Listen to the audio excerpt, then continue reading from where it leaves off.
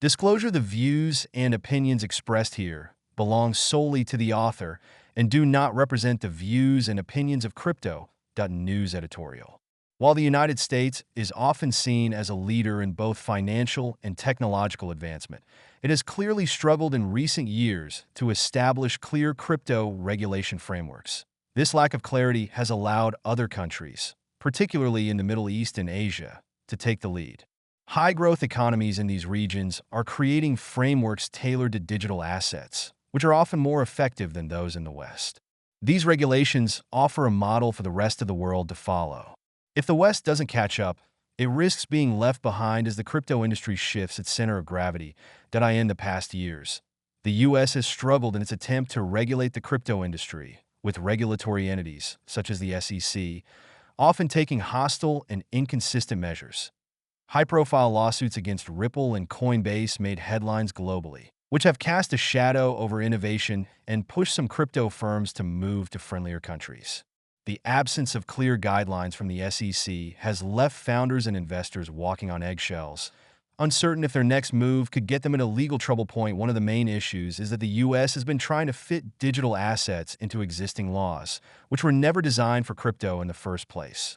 While the U.S.'s newly elected crypto-friendly Congress indicates hope for progress, the country has a lot of catching up to do.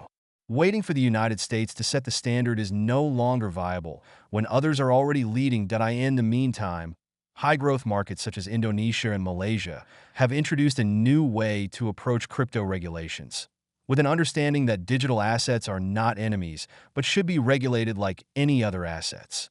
While the US SEC spent years trying to classify cryptocurrencies, such as Ethereum, as securities, Indonesia's Commodity Futures Trading Regulatory Agency officially classified all digital assets as commodities as early as 2019.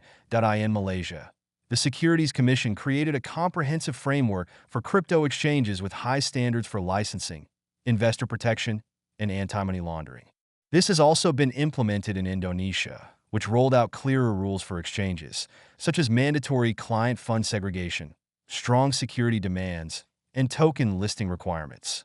In both countries, these measures have reduced fraud and improved trust in the overall system, making using crypto safer for everyone. This is the level of clarity and engagement we need as we move into broader Web3 adoption globally. As a result, the Asian crypto market is thriving. The Indonesian crypto market surpassed 30 billion in transactions from January to October 2024, a 350% increase compared to the previous year. It is now the third largest country globally for cryptocurrency adoption, just ahead of the US. In fact, in this index, 7 of the top 20 countries are in Central and Southern Asia and Oceania, which signals that the crypto world is a multipolar industry. But why are high-growth markets seemingly more advanced in crypto regulations? It's because in these markets, crypto utility shines brighter than anywhere else. Crypto addresses several pitfalls, such as high remittance costs and limited access to owning assets and investing. On average, remittance fees are around 6.65% of the amount sent, which can take a big portion out of what workers send back to their families. In the Philippines, remittances make up nearly 10% of the country's GDP, showing just how important they are. Digital assets also serve as a hedge against inflation. In Asia and the Middle East, gold has traditionally been a safe and reliable asset that has been able to retain value over the years.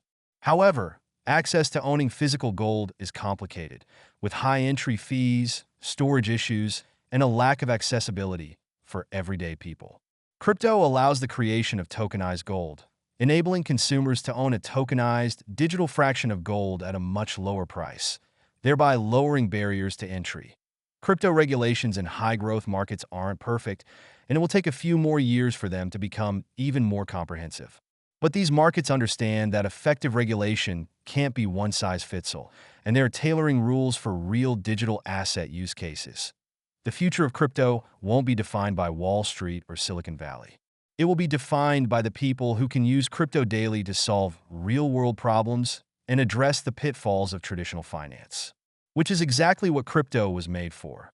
Mohammed Rafi Hossein is the CEO and co-founder of Facet, a digital asset platform focused on financial inclusion in emerging markets and part of OWN's founding team, Facets L2. Before launching Facet, Rafi served as an advisor to the UAE Prime Minister's Office on Technology and worked with the United Nations in the MENA region, where he focused on sustainable development. Rafi holds an academic degree in environmental economics and sustainable development from the University of California, Berkeley, and Harvard University.